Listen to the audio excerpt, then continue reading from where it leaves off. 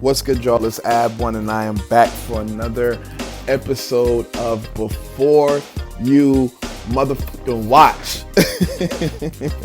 Spoiler-free reviews all the time. I review everything, whatever platform it's on. I actually got I got some more connects that are at theaters now, so I'm about to start reviewing stuff that's in the theaters, like Don't Breathe, Candyman, Old, so on and so forth. But if you want something for me to review, definitely just highlight me, but make sure you subscribe and click that notification bell. My last review was for Black Widow. I know it's late, but better late than never. This particular review is for the Malice in the Palace on Netflix. And it's crazy because I saw this basketball game live on ESPN. Like, I saw the game live, and then I saw the chaos and the bedlam and the malice live. It was crazy. It was like nothing I've ever seen before. So I'm just going to give you a quick synopsis here. It is a documentary. I think this is the very first documentary I'm reviewing on this channel, but it's pretty much about the Pacers team when they had Reggie Miller, when they were on the verge of retirement, and they were one of the best teams in the league.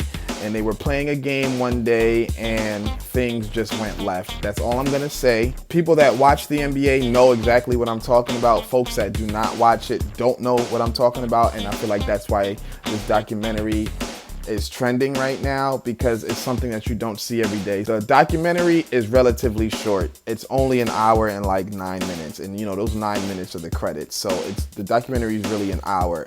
You literally sit down, you watch it, and the next thing you know, it's over. It's that quick. There is cursing, obviously. It's unfiltered, but even if you're not an NBA fan, you're really gonna be entertained, because some of the people that are on there and that are featured.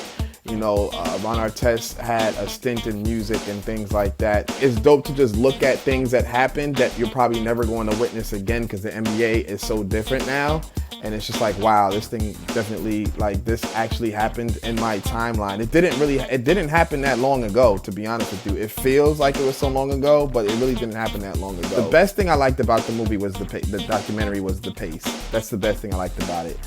I don't feel like the athletes really got in depth on it. Steven Jackson pretty much seemed like he didn't really want to talk about it. He straight up said, like, this is the last time I'm going to be talking about this, like the last time. They have interviews with the fans, Reggie Miller, police officers, who I felt were lying in some parts of the documentary as well. But, when you watch it, you understand. Owners. And one thing that definitely stood out to me too is Tim Donaghy was in the documentary as well too. And if you don't know who Tim Donaghy is, he's one of the NBA refs that was prominent during his time that got busted for rigging games for the mob. So it was like this huge scandal. He spoke about a whole bunch of stuff on 60 Minutes, how him and other refs would like rig games, and if they didn't like a player, they would do this and the third. So to me, I just looked at it like, Tim, is he like trying to get back into the industry to some degree? Like, what is he doing on here? Like, you have your own scandals. They need to make an untold documentary on you, bro. But another thing that I did not like was after they talk about the whole event, they don't really speak too much on what the athletes are doing now. Like, it tells you, oh, this person won this or this person went on to do that, but that's pretty much it. Like, they didn't really speak too much on it. Like, how are you coping with it now, years later? Or how are you affected by it? Because I know people are still affected by it. I know they are. You go on YouTube and you watch it, but they cut out so many parts of it. And so it's just like, I feel like they should have discussed a little bit more of that. Even if it was only 20 minutes, something like that. But they should have spoke on how the NBA changed after that. They spoke about it to some degree, but not as much as I felt that they should have.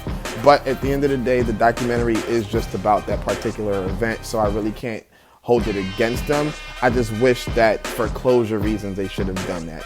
Anyway, I'm gonna give this documentary an 8. It's not the best documentary I've ever seen, but it's definitely not the worst, but it is really well done, and it's definitely entertaining and engaging. Definitely check it out on Netflix. Remember, if you're not a sports fan, you're still gonna enjoy it.